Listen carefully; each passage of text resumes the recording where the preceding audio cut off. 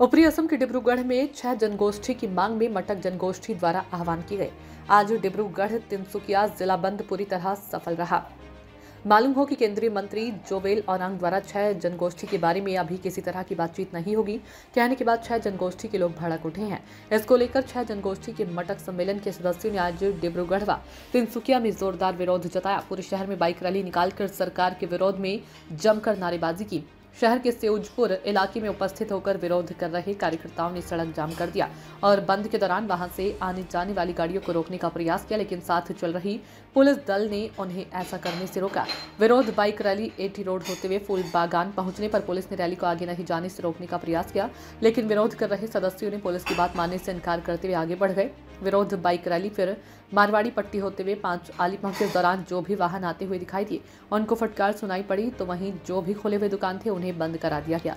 Rally Dibrugarh railway station के सामने पहुंचने पर police के आला अफसर ने विरोध कर रहे नेताओं को समझाने का प्रयास किया और रैली को खत्म करने के लिए काफी समझाने के बाद विरोध कर रहे कार्यकर्ताओं ने रैली का समापन किया। विरोध जता रहे नेताओं ने धमकी देते हुए कहा कि सरकार अगर जल्द से जल्द 6 जनगोष्ठी को मर्यादा नहीं देती तो इससे भी जंगी आंदोलन करने की संस्था की तरफ से धमकी दी।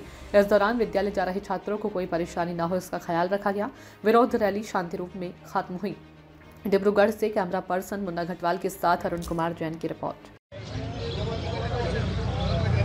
হয় আজি 5 বজা পুৱা 5 বজাৰ পৰা সন্ধিয়া 5 বজালৈ আমি 12 ঘণ্টীয়া বন্ধ ঘোষণা কৰিছোঁ আৰু এই বন্ধ ঘোষণা সবাত্মক হৈছে ডিব্ৰুগড় আৰু তিনচুকীয়া মৰাণ ছাত্ৰ সন্থা আৰু সদৌ অসম মটক যুৱ ছাত্ৰ সন্মিলনৰ যি উদ্যোগত আজি বৃহৎ এটা বন্ধ হৈছে। বন্ধ হোৱাৰ কাৰণ হৈছে আমাৰ জনজাতিকৰণ। আমাৰ জনজাতিকৰণ তেওঁলোকে দিয়া নাই, তেওঁলোকে টুলুঙা মন্তব্য কৰিছে জুৱেল ওৰামে আৰু তেখেতক আমি ইয়াৰ পৰাই সকিয়নি কৰি দিছোঁ যে এই আমাৰ মটক জনগোষ্ঠীক যদি তেনেকুৱা টুলুঙা মন্তব্য আগবঢ়ায় তেতিয়াহ'লে বিগত অনাগত দিনত আৰু ইয়াতকৈ জংগী আন্দোলন হ'ব বুলি আমি এই লাহোল আৰু ডিব্ৰুগড়ৰ পৰা আমি জনাব বিচাৰিছোঁ। সন্মিলনে আজি 12 ঘণ্টীয়া আমি বন্ধ দিছোঁ। ডিব্ৰুগড় তিনচুকীয়া দুখন ৰাজ্য আমাৰ সকলো ৰাইজে আজি আমাৰ বন্ধত আমাক সকলো সহযোগিতা আগবঢ়াইছে আৰু আমি বিজেপি চৰকাৰখনৰ জনজাতিকৰণৰ দাবীত আমি দীৰ্ঘদিন ধৰি আমি তেখেতলোকক অৱগত কৰি আহিছোঁ। 1940 চনত আমাৰ মটক জনগোষ্ঠী আমাৰ জন্মগত, কিন্তু আমাক তেতিয়াৰ পৰা প্ৰতাৰণা কৰি আহিছে। তেখেতলোকে জনজাতিকৰণ আজিলৈকে আমাক নিদিলে, দিবলৈ সক্ষম নহ'ল। আমাক 2019 চনতেই তেখেতলোকে আমাক কথা দিছিলে যে 6 মাহৰ পিছতে আমি মটক মৰাণক আমি জনজাতিকৰণ দিম, এই কথা আমাৰ আলোচনা হৈছে বুলি, কিন্তু আজিলৈকে আমাক দিয়া দেখা নগ'ল। আজি কিছুদিনৰ আগত গুৱাহাটীলৈ এখন সভাত আমাৰ কেন্দ্ৰীয় জনজাতিকৰণ মন্ত্ৰী জুৱেল ওৰাং আহিছিলে। তেখেতে স্পষ্টভাৱে ভাষাৰে কৈ গ'ল যে 6 জনগোষ্ঠী জনজাতিকৰণৰ প্ৰক্ৰিয়াটো এতিয়ালৈকে একো সিদ্ধান্ত কেন্দ্ৰীয় চৰকাৰে লোৱা নাই, এইটো এতিয়ালৈকে আগবঢ়া নাই। সেইটো কাৰণে